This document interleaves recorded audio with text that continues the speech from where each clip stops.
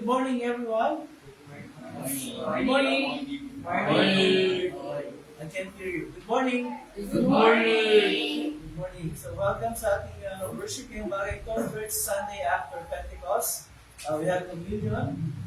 So, we will be using the full liturgy. Yung mga joining us online, dating gawin, please leave a comment sa ating comment section so I can recognize you later on. We will be using our songbook or the hymns. And for our opening song, we will sing number 36. Who am I? Number 36.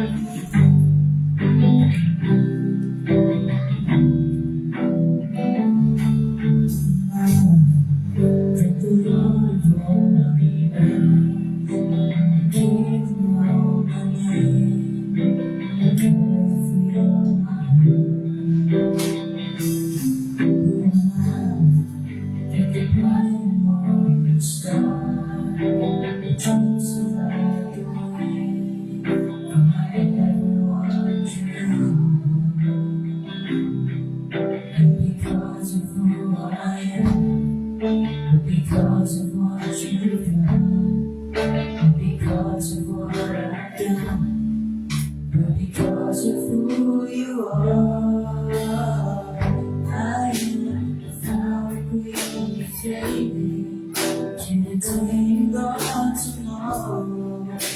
A wave touching the ocean, a vapor in the wind, still you hear me when I'm falling. Heard you catch me when I'm falling, and if only you are there, I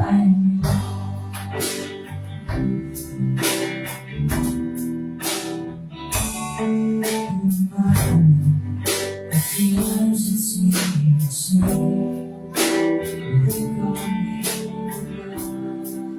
and watch me rise again.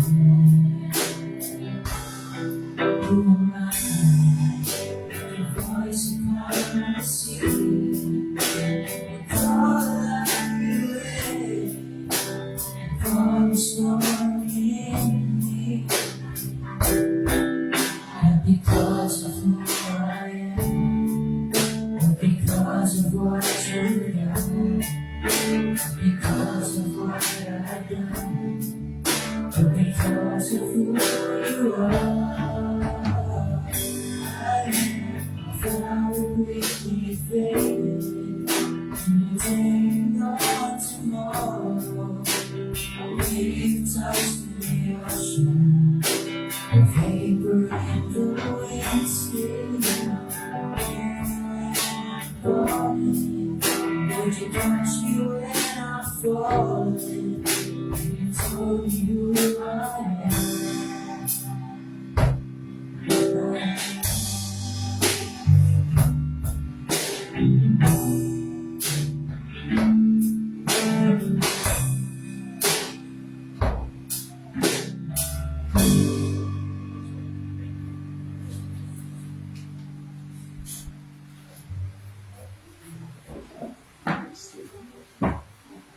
May dati ko ba yun?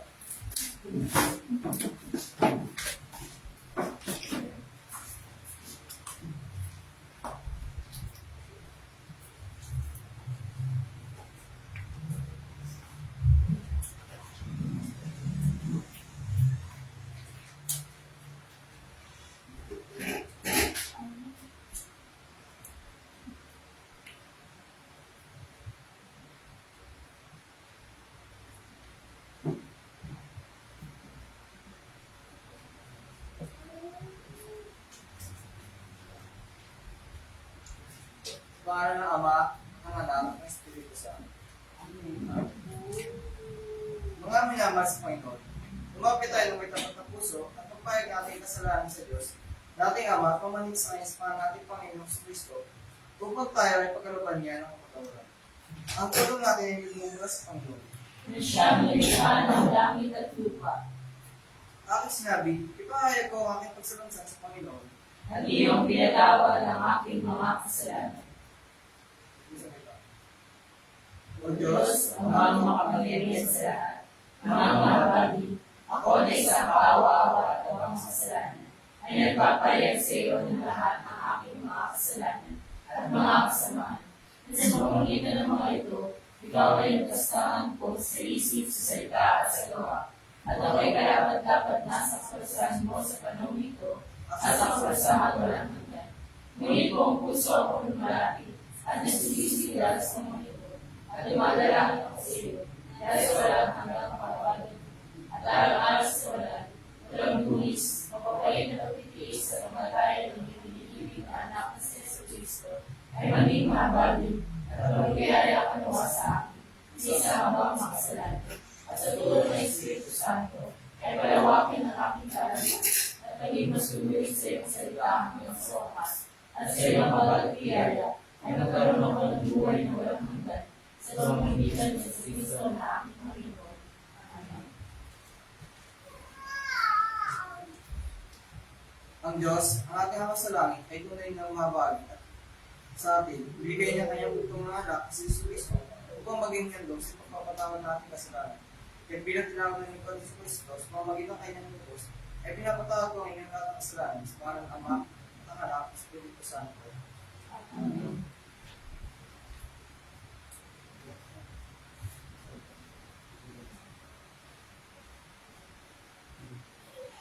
Si Yahweh dapat ang pagiging. Ibigin niya aking mga dayo.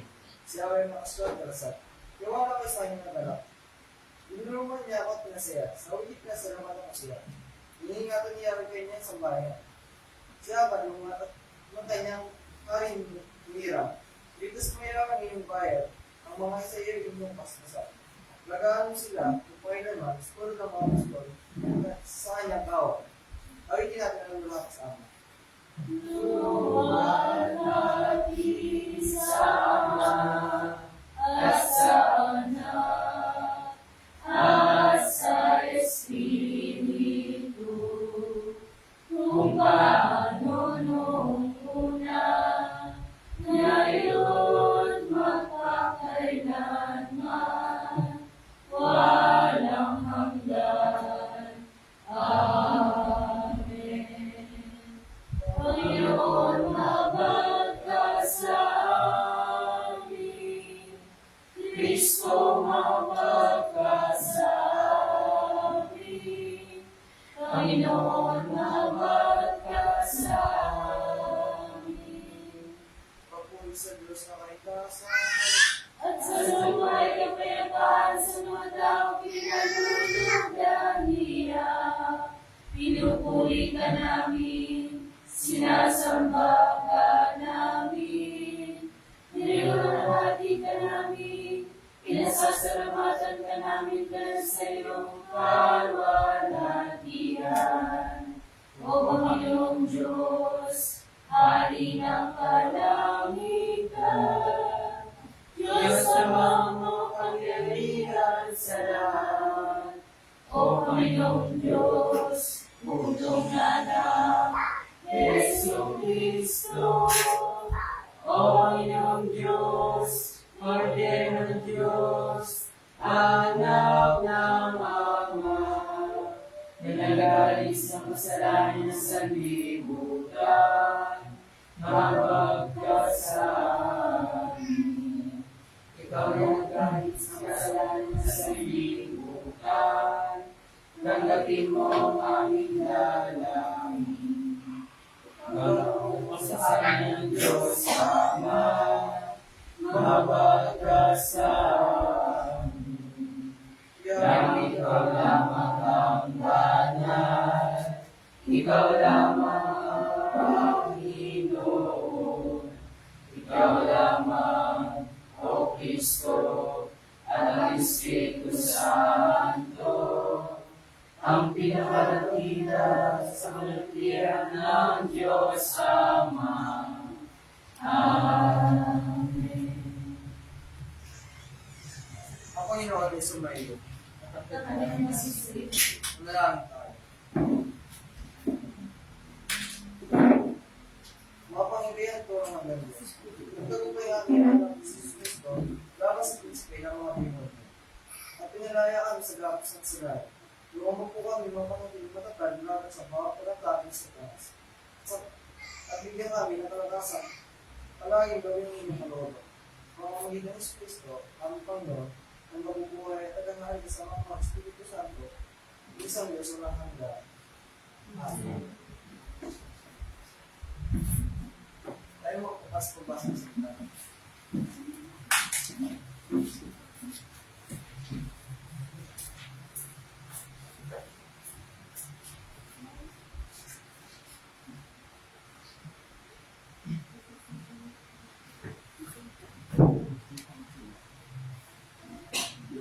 Ang unang pagbasa para sa linggong ito ay buhat sa aklat ng Genesis, chapter 3, verse 8 to 15. Ito ang sinasabi. Nang dapit hapon na, narinig nilang naglalakad sa halamanan ang Panginoong Yahweh, kaya nagtago sila sa mga pulo. Ngunit tinawag niya ang lalaki at tinanong, "Saan ka naroon?" "Natakot po ako nang marinig ko kayo'y nasa halamanan. Nagtago po ako sapagkat ako'y hubad," sagot ng lalaki. Nagtanong muli ang Diyos, Sino may sabi sa iyong hubad ka? Bakit kumain ka ba ng bunga ng pinagbabawal ko? Kasi pinakain po ako ng babaeng binigay niyo sa akin. Tugon ng lalaki. Bakit mo ginawa ang bagay na iyon? Tanong ng Panginoon, Yahweh sa babae. Mangyari po, nilin lang ako ng ahas, kaya ako natuksong kumain. Sagot naman. At sinabi ng Panginoong Yahweh sa ahas, sa iyong ginawa ay may parusa dapat, na ikaw lang sa lahat ng hayop ang daranas. Mula ngayon, ikaw ay gagapang at ang pagkain mo'y alikabok lamang. Kayo ng babae aking pag-aawayin, binhi mo't binhi niya'y lagi kong paglalaban. Ang binhi niya ang dudurog sa iyong ulo. At sa sapong niya ay ikaw ang tulak. At ito ang sinasabi. Ay kalawang basa naman ay mula sa ikalawang Korinto, chapter 4 verse 30 hanggang chapter 5 verse 4.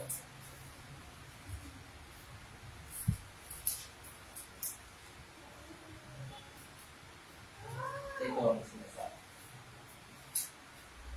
Kapag kami sinisiraan, mahinawan kaming sumasagot. Hanggang ngayon, kami parang maruming basahan, pinakahamak sa lahat ng tao sa mundo. Ito'y sinusulat ko hindi upang hiyaan kayo, kundi upang pangaralan bilang minamahal kong mga anak. Kahit magkaroon pa kayo ng napakaraming tagapagturo sa pamumuhay, Kristiyano, isa lamang ang inyong ama, sapagkat kayo'y naging mga anak ko sa pananampalataya kay Kristo Jesus.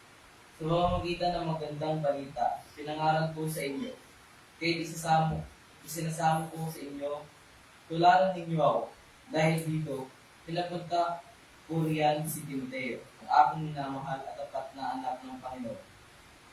Pinapaalala niya sa inyo ang mga patakaran ko sa buhay, sa pagkasunod kay Kristo Jesus. Ang mga patakaran din iyon ang itinuturo ko sa bagong iglesia sa lahat ng dako. Nagmamalaki ang ilan sa inyo dahil ang akala nila ay hindi na ako pupunta riyan. Ngunit kung lulobin ng Panginoon, ako'y pupunta riyan sa lalong madaling panahon. Titignan ko kung anong kapangyarihan ang pinagmamalaki ng mga iyan, at hindi lamang ang kanilang sinasabi. Sapagkat ang paghahari ng Diyos ay hindi sa salita, kundi sa kapangyarihan. Alin ang gusto ninyo? Dumating ako riyan na may dalang pamalo o mayroong diwa ng pag-ibig at kahinahulan. Nakarating nga sa akin ang balita mayroong kabilang sa inyo na gumagawa ng immoralidad. Nakasama niya ang asawa ng kanyang ama. Kahit mga pagano ay hindi gumagawa ng ganyang kahalay. At ito ang sinasabi. Magsitayin tayo lahat para sa pagbasa ng mabuting balita. mula sa aklat ng Marcos, chapter 3, verse 20 to 30. At dito ang sinasabi.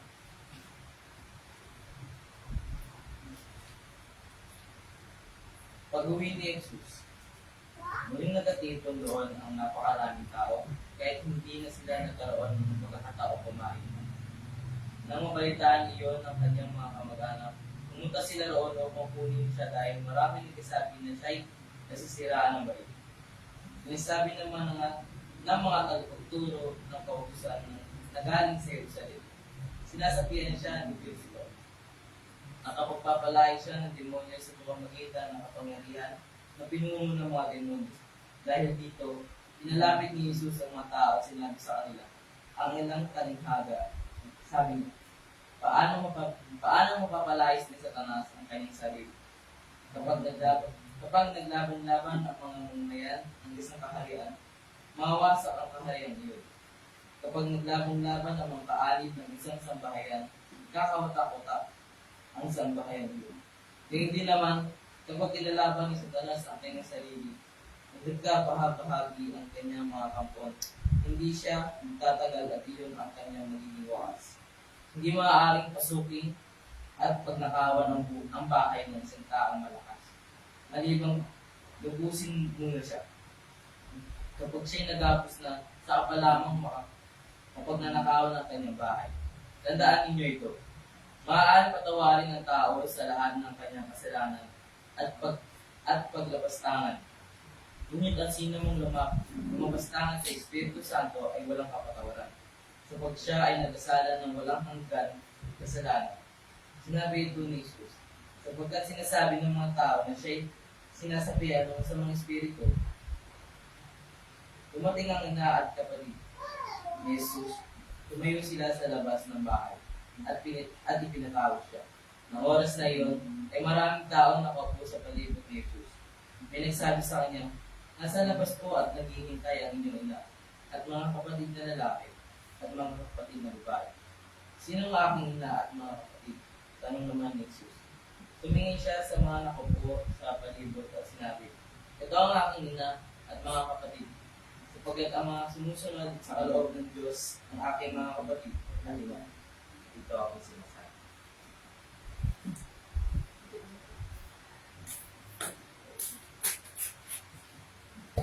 Tayo kayo and on page 8, ang pinipahayag ating pananampalataya sa pamamagitan ng Petro at San. Lang tayo. Sumasampalataya ako Isang Diyos amang makapangyarihan sa lahat, na may likha ng langit at lupa, at ang lahat ng bagay na nakikita at hindi nakikita, at sa isang Panginoong si Kristo, butong na anak ng Diyos, na nasama ako sa lahat ng panahon. Diyos mo sa Diyos, liwanag mo sa liwanag. Tunay na Diyos mo sa tunay na Diyos, pinanaak at hindi nilikha, kay isang sangkap ng Ama, na sa pamamagitan niya nilikha ang lahat ng bagay, na dahil sa ating mga tao at sa ating kaligtasan, ay bumaba mula sa langit, at nagkagawang tao sa pamamagitan ng Espiritu Santo ay Birhen Maria, at naging tao, nakapagsabi tayo sa atin sa panahon ni Poncio Pilato. Pinako sa krus sa matay at binibig, na ikatlong araw ay nabuhay ng muli sa ayon sa kasulatan, umakyat sa langit at nakulog sa kanan ng Ama. At siya ay babalik ng dilim na kagalatihan upang pumahan ng mabuhay at ng mga patay, at ang kaharian niya walang hanggan. At sumasampalataya ko sa Espiritu Santo, ang Panginoon at tagapagbiring Tuhan, na nagmumula sa Ama at sa Anak, na sinasamba at niluwalhati kasama ng Ama at Ama. Nagsasala sa pamamagitan ng mga propeta, at sumasampalataya ako sa isang banal, Kristiyano at Katolikong Iglesia. Naniniwala ako sa isang binyag, sa ipagpapatawad ng mga kasalanan, at umaasa ako sa pagkabuhay ng pinamakatatay, at sa buhay ng panamaglalaki. and we'll go and we will sing our sermon hymn. Lord, I offer my life. So I have limited copies here.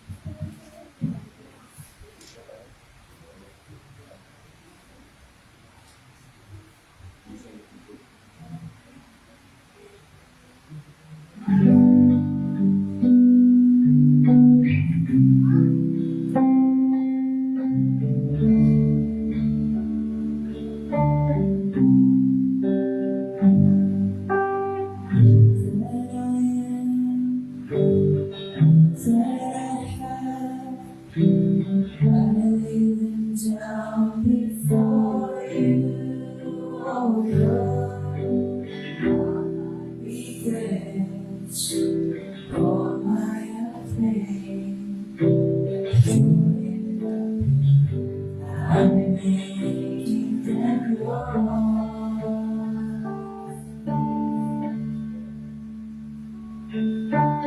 Lord, I offer my life to you, everything I've been through. Use it for your glory. Lord, I offer my days to you, lifting my praise to you as a pleasing sacrifice. Lord, I offer you my life.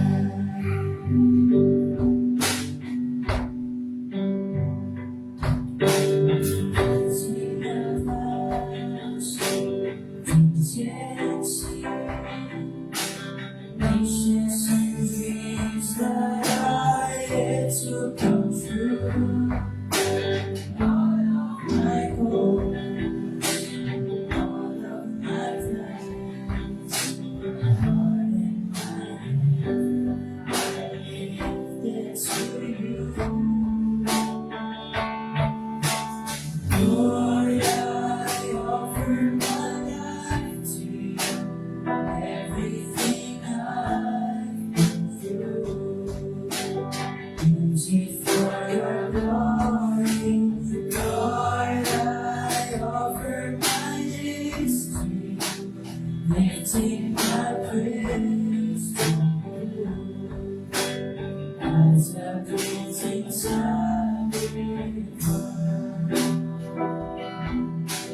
Lord, I offer you my love. Lord, I offer you my love.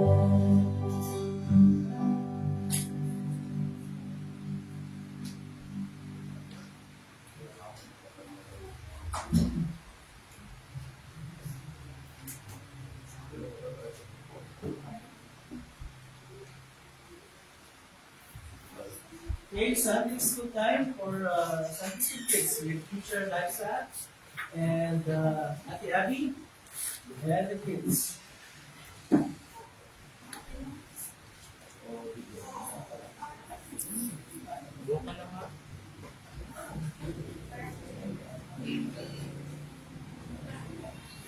Okay. Good morning, everyone. Morning, Pastor. Ng umaga. Okay. Ngayon, sabihin mo lahat ang kasaganang magandahang loob at kapayapaan mula sa Diyos na ating Ama sa pamamagitan ni Kristo Jesus sa aming Panginoon. Amen. If you would try to ask 10 people, 10 tao, ano ang kanilang opinion tungkol sa ating Panginoong Jesus, you will get 10 different opinions about Jesus. Diba? So in other words, if you ask 20 people about Jesus, you will get 20 different opinions about Jesus. Kung gano'ng karami talagang tao, for sure, gano'ng karami din opinion tungkol kay Jesus ang maririnig ninyo. Sa Ebanghelyo na binasa ngayong bagay nito kanina, nakita natin yung ilang mga tao na mayroong magkakaibang opinion tungkol sa ating Panginoon Jesus. Yung isang grupo, yung kanilang opinion ay pwede natin sabihin temporary. Temporary yung kanilang misunderstanding tungkol sa ating Panginoon Jesus. That's temporary. At malalaman natin mamaya why did I say na temporary yung kanilang misunderstanding, yung kanilang opinion tungkol sa ating Panginoon Jesus. Yung isang grupo, mas malala. Kasi yung isang grupo na yun, ang kanilang opinion tungkol sa ating Panginoon Jesus ay very strong. Strongly against our Lord Jesus Christ. Okay? So yun yung isang grupo. Napakatigas ng kanilang pagtutol ng kanilang pananaw tungkol sa ating Panginoong Jesus. Pero, whether yung temporary na ang misunderstanding, whether yung matigas na pagtutol, ang parehong opinion ay negative, di ba? Parehong opinion ay negatibo. Hindi pabor sa ating Panginoong Jesus. At syempre, by way of extension, kung ano yung opinion ng mga tao tungkol sa ating Panginoong Jesus, meron din yung kanilang opinion tungkol sa mga tagasunod ng ating Panginoong Jesus. In other words, para sa mga Kristiyano, di ba?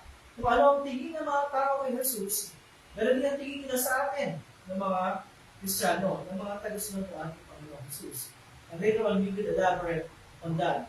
Pero sa Ebanghelyo, meron pang pangatlong opinion, third opinion, at yung opinion na yon is the only opinion that matters. Yun lang ang mahalaga. At mamaya, malalaman natin what is the third opinion that matters para sa ating mga tao. Okay, yung unang opinion ay nanggaling saan? Sa mismong sariling pamilya na ating Panginoon. Diba? Coming from his own family. Nagpalit niya sa Cyrus kanina kung naintindihan yung pagbasa niya. Pero naintindihan naman niyo kung nahilig kayo. Sabi doon, napakaraming tao nagkakatipon-tipon sa paligid ng ating Panginoong Jesus because of what he was doing. Diba? Nagpapagaling ng mga may sakit, nagpapalayas ng mga sinasapi ng demonyo, nangangaral ng salita ng Diyos, to the point na hindi na siya kumakain, di ba? Nakalimutan na niya, hindi niya makuhang kumain. Kaya nung mabalitaan ko ng kanyang mga family members, pinuntahan siya, di ba? At gusto niyang sunduin. At ano yung kanila sinabi tungkol kay Jesus? Ano ang sabi ng sariling mga family members, own family members ng Panginoon sa kanya? What was their opinion sa ginagawa ng Panginoon? Ang sabi nila, ano yung Cyrus? Yung sabi nila sa ano sabi ng mga kamag-anak? Nung sariling pamilya ng Panginoon tungkol sa kanya, because of what he was doing. Sisiraan ng bait, di ba? Sabi nung, tingnan nyo, sariling pamilya ng ating Panginoon, you would think, hindi ba sabi ng Pilipino, pagka kamag-anak mo, yung nag-excel, yung sikat, hindi ba sabihin natin, we're very proud ng ating kapamilya o kapuso, hindi ba? Proud tayo, di ba? Nakaka-proud naman yung ginagawa mo. Uy, pinsan ko yan, di ba? Uy, kapatid ko yan, or pamangkin ko yan, anak ko yan. Kahit napakalayo na ng koneksyon, basta meron siyang ginagawang tama, di ba? We would claim na, oy, ano yan? Kapamilya ko yan, kapag-anak ko yan. We would be very proud ng ating kapamilya. Pero hindi yung mga kapamilya ng Panginoon. Sa kabila ng ginagawa niya, ang sasabihin pa rin nila, masisira ka ng bait. Diba? You're out of your mind sa English yan eh. You're out of your mind. Bakit nila lang palagay nila sa ating Panginoon? Bakit sinabi nila, oy, masisira ka na ng bait sa ginagawa mo. Instead na matuwa sila at maging proud sila. Bakit gano'n? Kasi, isipin nyo, hindi siya nagpapahinga, tapos maraming tao, tapos hindi na makuhang kumain, di ba? So, iniisip nila, yung isang tao lang na nasisiraan ng bait ang gagawa ng gano'ng bagay. Regardless kung ano yung kapitihan ginagawa niya. They would think, no, you're out of your mind. Nasisiraan ng bait. Kasi hindi naman dapat gagawin ang normal na tao yan. Papayagan mo yung napakaraming tao, you would serve them, tapos yung sarili mo, makakalimutan mo, di ba? So yun ang kanilang, yung pinagmumulan nila ng kanilang palagay, ng kanilang opinion, na because of what he was doing, they think, ang ating Panginoong Jesus ay nasisiraan ang bait. Question, sino ang out of their minds? Si Jesus o yung kanyang mga kamag-anak? Really? Sino talaga? Out of his mind ba? Nasisiraan ng bait si Jesus? Dahil naglilipot siya sa mga tao? Dahil binibigay niya yung kanyang oras, yung kanyang panahon, dahil ginagawa niya yung binibigay niya sa mga tao yung kailangan nila, dahil pinakalimutan niya yung sarili niyang interest, yung ba'y sabihin natin, well, yeah, out of your mind. Sino ang out of his mind?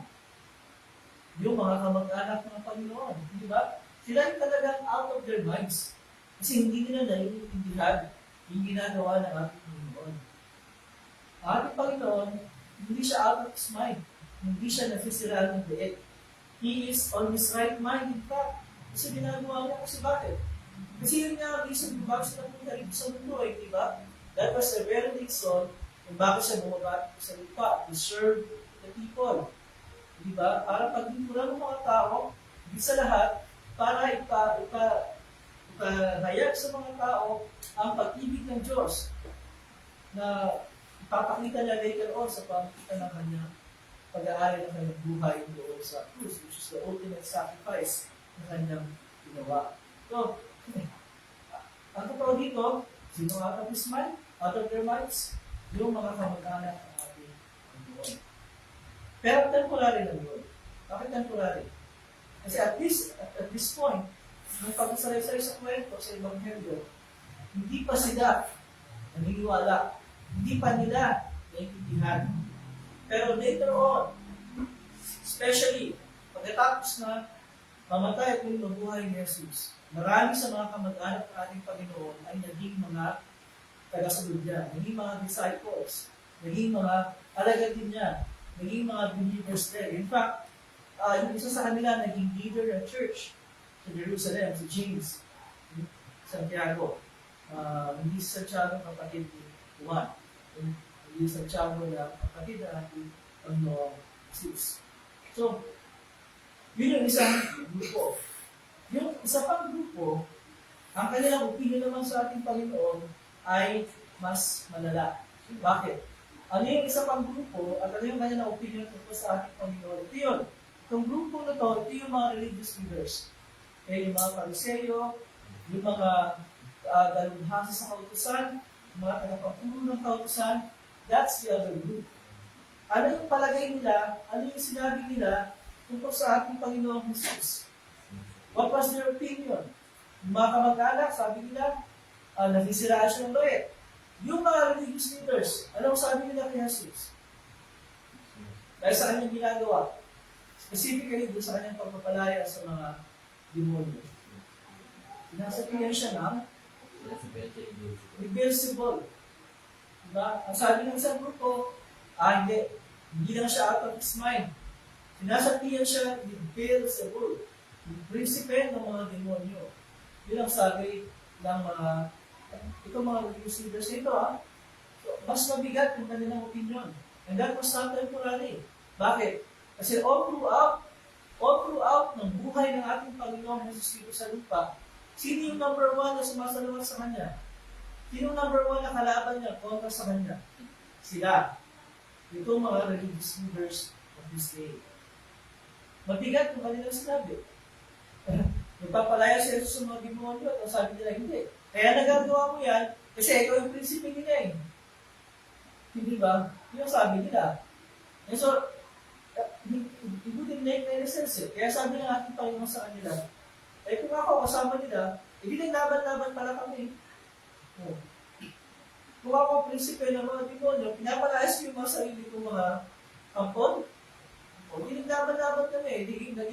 Naging weak yung aming kaharian. Kasi kami naglaban-laban. Hindi ba? And towards the end, sinabi pa ng ating Panginoon sa kanila,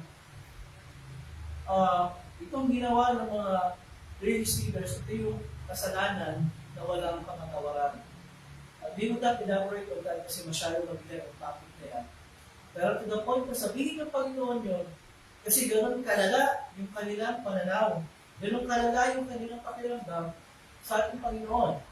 And I think I was able to talk about it last Sunday, na yung pinagmumula ng kanilang objection was really the fact na ayaw nilang kilalanin si Jesus, di ba? Bilang isinugong tagapagligtas ng Diyos Ama. That was the main thing. Diba? Kasi they would not recognize it. They would not recognize Him na siya talaga yung pinadala ng Diyos Ama para maging Savior ng lahat ng tao. Doon nagmumula yung kanilang strong objections against our Lord Jesus Christ. So, mabigat eh. Diba? Mabigat yung opinion na sinabi nila. Ay, sabi ko kanina, kung ano yung pananaw ng mga tao ng kay Jesus, ganoon ang pananaw nila sa kanyang mga tagasunod. Sa atin, ng mga Kristiyan. And so, mahalaga yan kasi hindi tayo dapat magtaka yung mga tao, isipin din nila na, uy, you are out of your mind. Bakit? Linggo-linggo lang dyan kayo sa church, tapos mula umaga kayo hanggang tanghali. Why would you spend so much time? Anong ginagawa niyo dyan? Mas marami kayong pa yung magawa. Bakit kayo nandiyan sa church? You're out of your minds. Di ba? O pag nakita nila kayo in public praying, yun nila, ano yan? Ba't kayo hindi? Ba't kayo nagpe-pray? Diba? O pag nakita nila kayo na naninindigan kayo sa mga tama, at you are opposing yung mali. For example, may nakita kayo sa social media, and mali talaga, and then nag-comment kayo, for sure. Diba? For sure. Babahin kayo ng mga bashers. And they will say, you're out of your mind. Kayo mga Kristiyano, you are out of your mind. Ba't din naman magpapasaya? Kayo din na lang kung magpapasaya sa inyo. Well, you spend your time on earth sa mga bagay na magbibigay sa inyo ng kasiyahan. Huwag yung isipin yung Biblia, huwag yung isipin ng Diyos. Isipin niyo yung kasiyahan niyo. Diba? Yun ang pananaw ng mga tao. They will think na, pag masaya ng oras sa church, they will think na you are narrow-minded kasi hindi kayo sumasang-ayon sa pananaw ng mundo. Kasi against kayo sa same-sex unions, same-sex marriages. Kasi against kayo sa abortion. Kasi against kayo sa divorce. Kasi against kayo sa lahat ng mga bagay na laban ng salita ng Diyos. And people will say, you are out of your minds. Diba? They will say na, hindi naman talaga kayo guided by some Holy Spirit. You are guided by the spirit of your own minds. Yun ang isipin ng mga tao sa atin. Pero, sabi ko nga kanina, meron pang third opinion dito sa Ebanghelyo, and that's the only opinion that matters.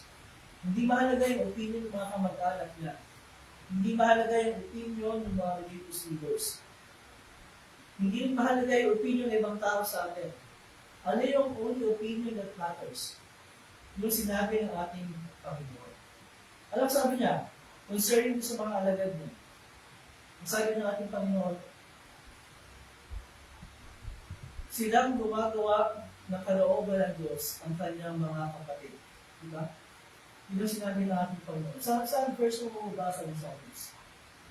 Kasi ikaw nagbasa kanina eh. Pwede mo ba i-share sa amin kung saan mo mabasa? Verse 35. Verse 35. 35. Diba? Sabi doon, ang sino mang, sa version ko ang sino mang tumatalipa ang sumusunod sa kalooban ng Diyos ay siya kung ina mga kapatid. Ba't sinabi yun? Kasi nung sinusunod siya ng kanyang mga kamag-anak, sabi ng mga tao, uy, yung kapatid mo, yung nanay mo, yung pinsan mo, diba? Yung andito. At sabi niya pa lang sa kanila, teka lang, ang gumagawa, ang sumusunod ng kalooban ng Diyos, siya ang aking ina. Siya ang aking kapatid. Siya ang aking kamag-anak. That is the only opinion that matters. Yung opinion, yung sinabi ng Panginoon tungkol sa kanyang mga alagad. Tungkol sa akin, that's the only opinion that matters. Bakit? Kasi regardless kung ano isipin ng mundo tungkol sa inyo, regardless kung ano sinasabi ng mga tao tungkol sa inyo, because they know that you're Christians, because they know na nag-spend kayo ng time para sa Panginoon at least every Sunday, because they know na gumagawa kayo ng tama, hinihindigan kayo para sa tama, so lalaitin kayo, magkatawa na kayo, and what not, pero it doesn't matter. Kasi ang mahalaga, sinasabi ng ating Panginoon sa atin, don't mind them, kasi kayo ang aking mga kapatid, kayo ang aking anak, kayo ang aking ina, kayo ang aking kapamilya, kayo ang aking kapuso, kayo tumusunod sa kalooban ng Diyos. Which is in fact, tayo. Bakit? Kasi hindi ba kaya na napalito si Jesus para alisin tayo sa kapangyarihan sa oras? Para alisin tayo sa kapangyarihan ng demonyo para hindi tayo mabuhay sa kalooban ng masama, hindi sa kalooban ng masama. Para bigyan tayo ng forgiveness sa mga kasalanan natin, para bihisan tayo ng bagong pagkatao, para bigyan tayo ng assurance ng salvation. Hindi ba yun ang reason kung bakit napaligtas si Jesus? And he did that. Ginawa niya yun eh. Ginawa niya yun. In fact, nung siya nakapagod sa krus, anong sabi ng mga tao sa kanya? Eh, tignan mo, hindi nga ikaw ang Savior kasi hindi mo maligtas ang sarili mo. Ito yung sabi sa akin. Hanggang doon sa krus, nilalala siya ng mga tao. Hindi na alam. Yung ginawa niya sa krus ang dahilan. Kung bakit ang bawat isang tao ay mayroong pag-asa ng kaligtasan. Kung bakit ang bawat isang tao, no matter kung gaano karaming kasalanan na nagagawa natin, we have forgiveness. Kung bakit, in spite of who we are, meron tayong assurance na kasalanan ang punta natin is because of what Jesus did for us. Katulad na pinatawag kanina doon sa opening meeting, ba? Not because of who I am, not because of what I've done, but because of what you've done, but because of who you are. Pinupunin ko naman. And so that's the only thing that matters. Wala kong pasabihin. Pero marinig natin kung sa ating pananampalataya. Bahala sila sa buhay nila. Tumawa sila hanggang gusto nila. Pero nasa atin ang huling tawa. Because we know, tayo mga Kristiyano, nasa atin, tayo ang mga anak ng Diyos sa pamagitan ng Jesus. Diba? Regardless, ano ang mangyari sa buhay natin sa mundo ito, mas maganda yung buhay natin sa mundong darating. Sa kahirahan ng ating Diyos na mga sa namin. And we will go there. That's for sure.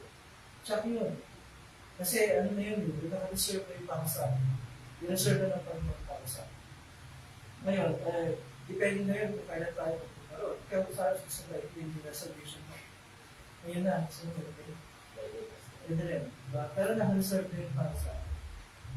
So again, this is very important para sa atin.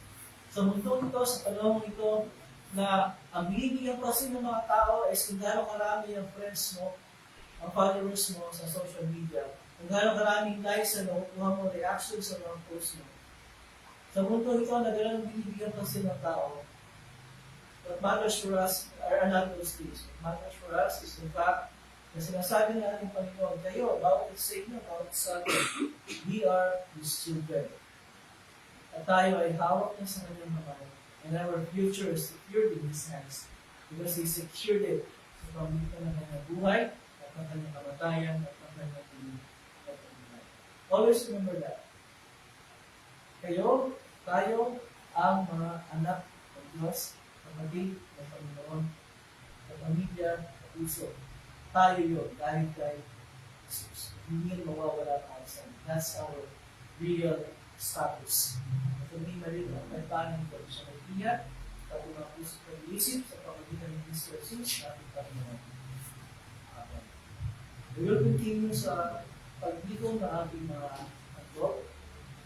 Friends Brian de los Santos, live birthday mo sa Saturday ba yun? Yes. Ito ang nagkatuwa na optimism. Ilan tama na ba sa birthday? 40. 14.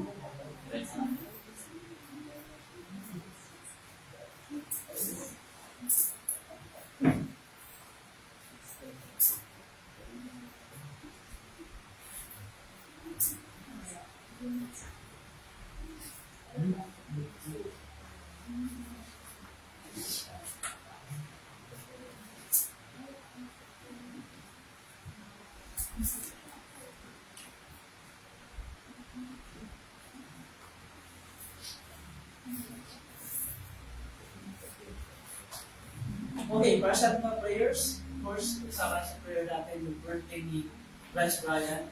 Sa Saturday. 14th birthday. Anything else? Ang sinasama sa prayers natin? Wala ba akong nakalimutan na ibang birthday, yung weekend ko? From today until Saturday. Sino mo sabi ko ba? Birthday mo? Birthday mo? Anything else? Ang sinasama sa prayers natin? Wala. Of course, yung ating BBS preparation and our BBS next week, Ano kaya sa 45? Hindi gusto ko lang 40. Oh, End of the or end of the. okay. So wala na. Then we will just remain seated para sa prayer natin. Pagkatapos lang, we will proceed with yung ating liturgy para sa Holy Communion. Okay, let's pray. Malahan tayo. Diyos sa mga kapagilian sa lahat, maraming salamat po sa isang nakaligtas na linggo na binigay po rin sa amin. Maraming salamat sa lahat ng mga blessings, physical and spiritual. Maraming salamat rin po for this day na binigay po sa amin. Meron kaming maayos ang kalusugan, we have strength para magtitipon, para higit para pakinggan ang salita that assures us na no matter what, patuloy niyo po kami pinapatawad sa mga kasalanan namin, at patuloy niyo po kami binibigyan ng kalakasan para mabuhay ng naayos sa mga kalooban. Maraming salamat po sa mga magdiliwang ng kanilang karawan sa Saturday, 14th birthday ni Brian. Patuloy niyo siyang pagpalain at bigyan ng pagtibay, lalo higit sa kanyang pag-aaral sa kanyang mga ginagawa sa araw-araw. Also pray for his family na itong patuloy ng pamalinga sa kanyang lahat. Sa akin po, sa aming pananalig, yung ating BTS presentation, and also yung BTS offer, peace and love. Mga Panginoon, pagawa namin ito ng naayos ang kalooban, makapagbibita kami ng mga bagong mga bata at kabataan na nakikinig at magturuan ng salita. At nawa ito ay aming isigawa ng maayos. Maraming salamat po sa lahat ng mga ito. Kasama itong mga bagay na hindi namin nasabit. Kaya mga ibig sa iyo, papasalamat. Pangalan niya si Jesus. Amen. Okay, check mo sila kung ready na sila. Kung hindi pa, mamaya tayo.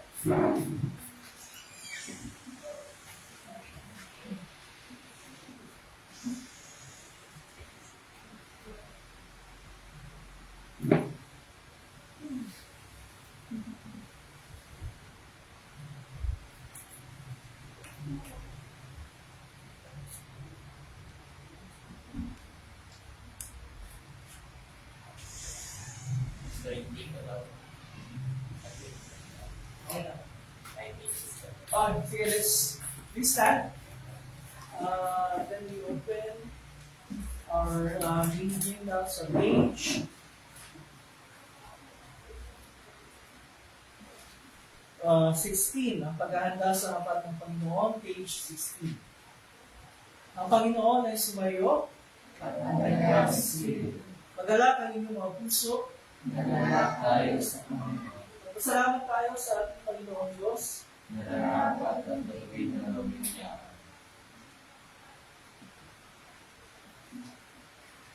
O Panginoon, ang mga banal, makapangyarihan, wala man ng Diyos, tunay ang marapat, patuloy, na kami ay dapat pasalamat sa iyo sa lahat ng panahon, at sa lahat ng dako. Nakasama ang bibutunan lahat ng Espiritu Santo ay isang Diyos, isang Panginoon. At sa pagpahay ng isang tunay na Diyos, na may sumasamba sa isang Diyos na persona, ang isang pagbubuan na nag-ahari ng kapantay. Kaya kasama ng mga angkyan, at ang buong upo ng langit, aming iputuli at dadakilang malalhagi ang pangalan, laging pinupang ka at sinasabi, Manaw, Diyos ang Panginoon ng mga upo, ang alam ng mga walwalhatian. Hosana, Hosana, Hosana sa kaitaasan. Purihin nawa siya, purihin nawa siya, purihin nawa siya ng mga ito sa pangalan ng Panginoon. Hosana, Hosana, Hosana sa kaitaasan. At gamitin ang manalangin. Manalangin na sa langit, sambahin ang ngalan mo. Ikaw nawa ang magay sa amin. Sundin ang sa lupa tulad ng sa langit. Bigyan kami ng pagkain, kailangan sa araw-araw. At patawarin mo kami sa mga kasalanan namin, tulad din ng aming pagpapatawad sa mga nagkakasala sa amin. At huwag mo kami ihatid sa tukso, at iligtas mo kami sa masama, pagkat sa'yo ang kaharian at ang kapangyarihan at ang kalwalhatian magpakailanman. Amen. Amen.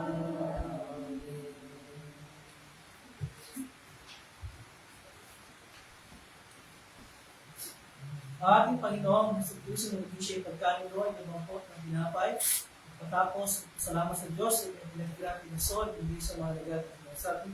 Kunin niyo ito at kanin, ito ang aking katawan, ibibigay para sa inyo. Gawin ito bilang pag-alaala sa akin.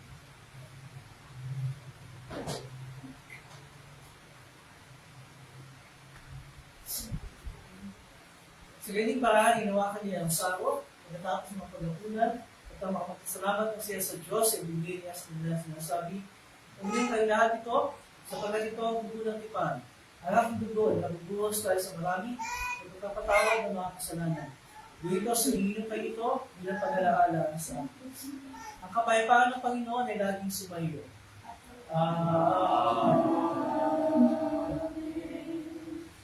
O Kristo, ikaw ang Kordero ng Diyos, na nag-alis ng kasalanan ng sanlibutan.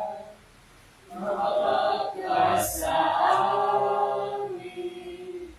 O Kristo, ikaw ang Kordero ng Diyos, na nag-alis ng kasalanan ng sanlibutan.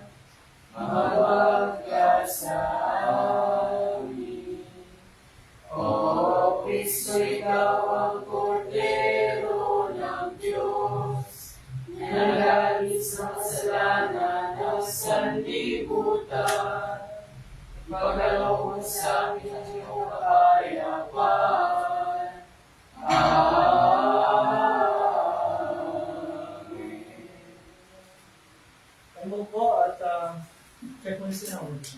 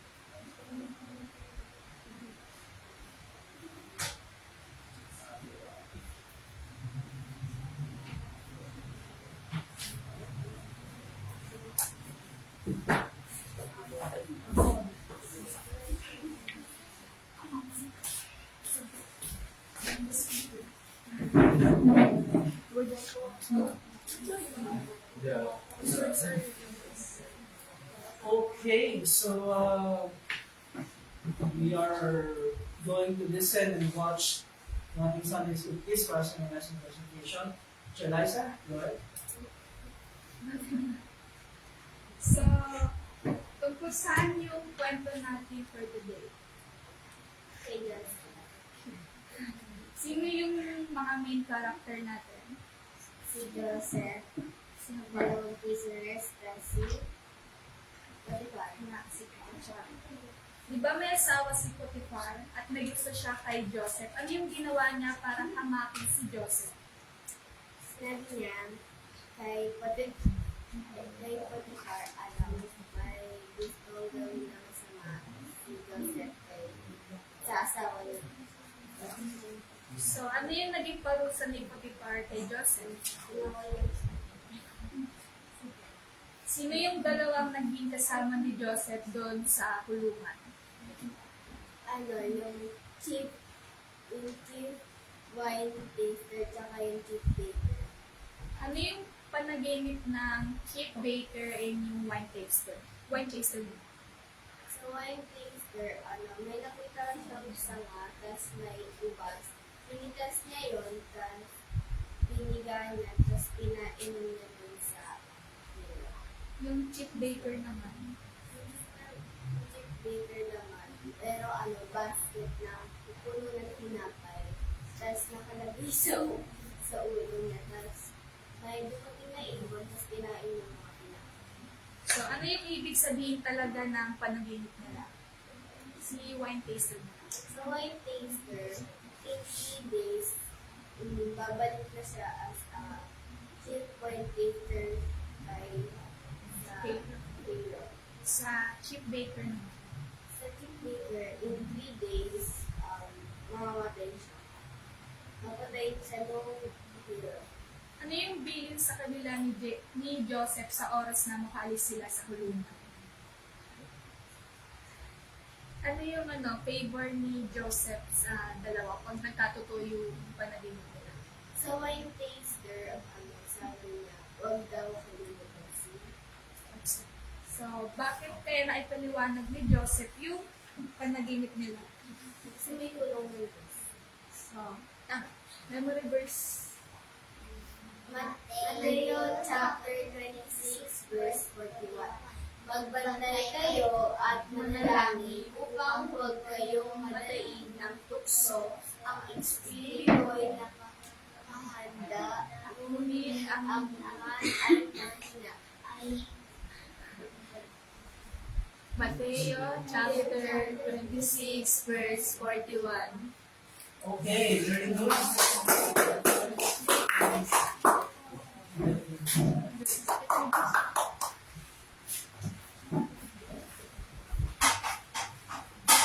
Okay, thank you ay Teacher Liza and sa ating Sunday School kids. Ngayon, we call on our committed members para sa ating pagdulog sa pagmamahal.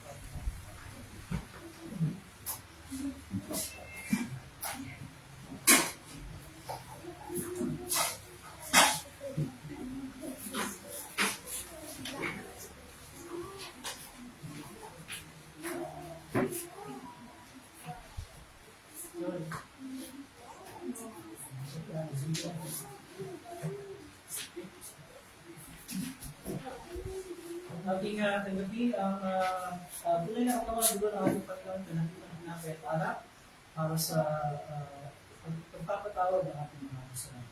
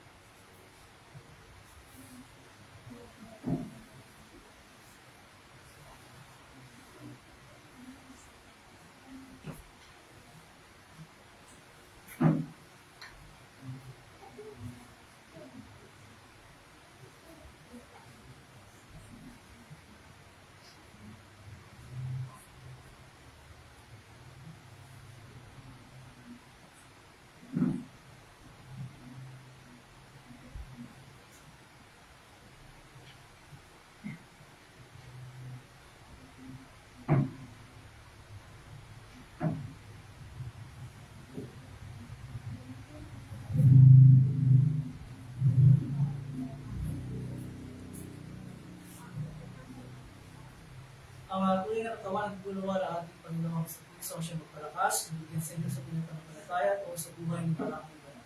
Paul kayo ng kataypan, inalakan sa inyo mga puso. Amen.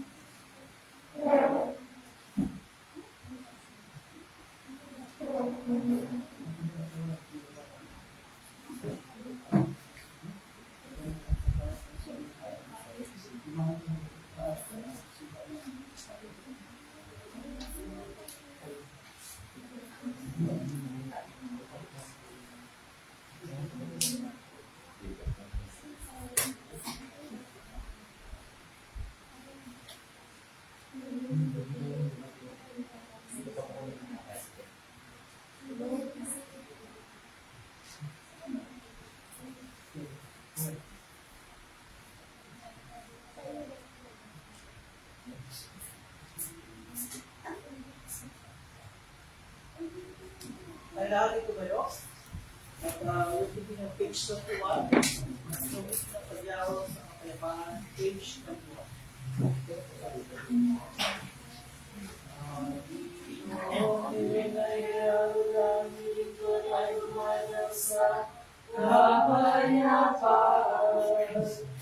Ayon sa iyong pangako, sapagkat nakita ng aking magdamyo, pag-iligtas, na inilang mo ka sa lahat ng mga bansa.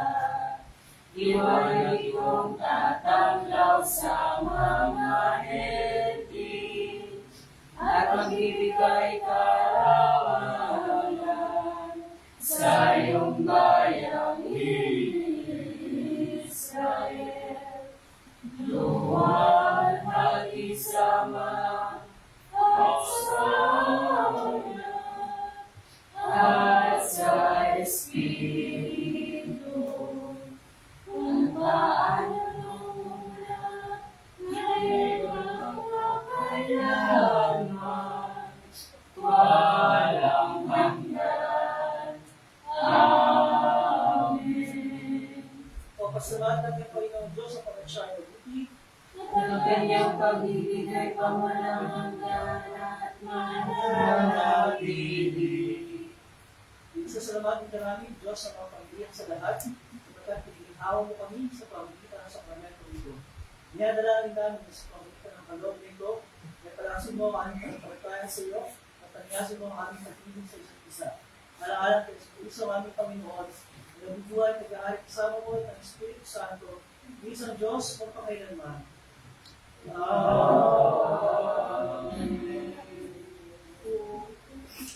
Ang Panginoon is mayo. Ang kanyang Espiritu, Purihin namin ang Panginoon. salamat tayo sa Diyos. Ay pinapagpala ng Panginoon. Pagpalain ka naman ng Panginoon at ingatan. Paliwanagin naman ng Panginoon ang kanyang mukha sa iyo at mahapal sa iyo. Hindi ang tawa ng Panginoon ang kanyang mukha sa iyo at bigyan ka ng kapayapaan. Amen. Amen. Amen.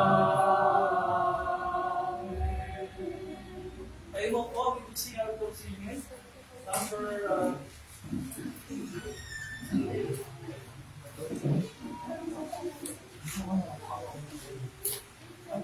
13. Thank you, Lord. Number 13. Thank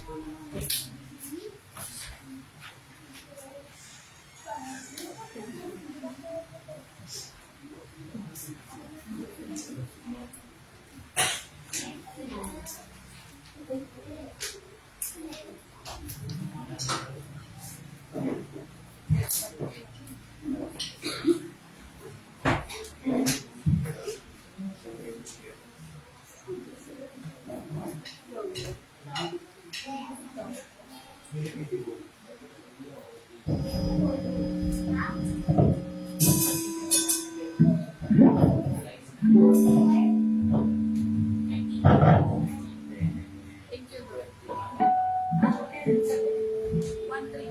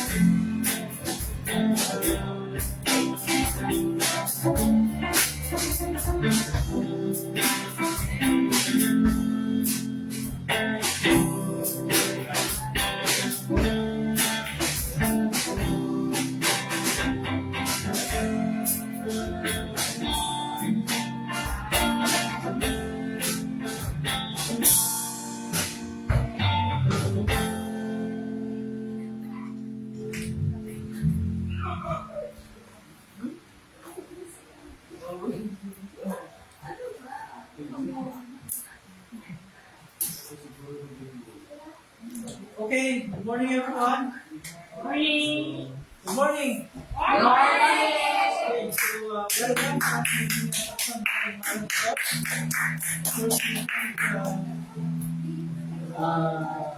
running basis and ating guitarist and vocalist.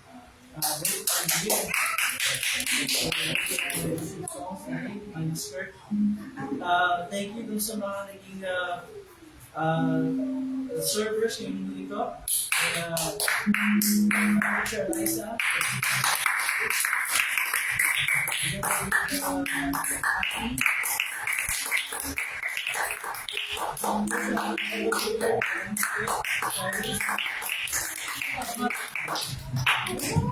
Okay, so for our announcement, after worship, we have this class with Jennifer and Liza. And then pagkatapos noon, we will have our BTS lesson discussion. And then, yun. Yung kasama natin online, they are Pamilya ko to eh. Pinapatandog eh. Si Papa po. At si Miss Josephine po.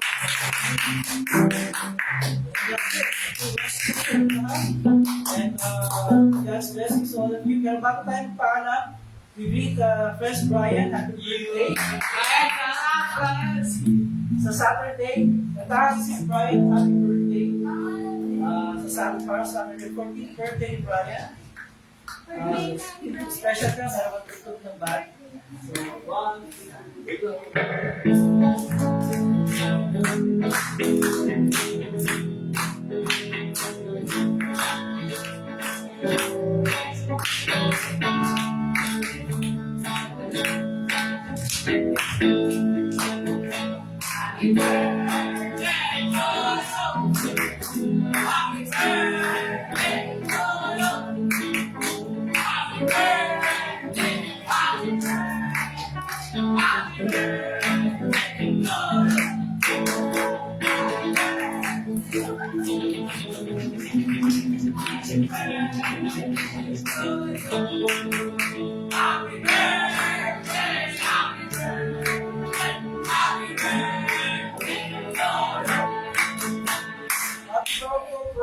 14th birthday.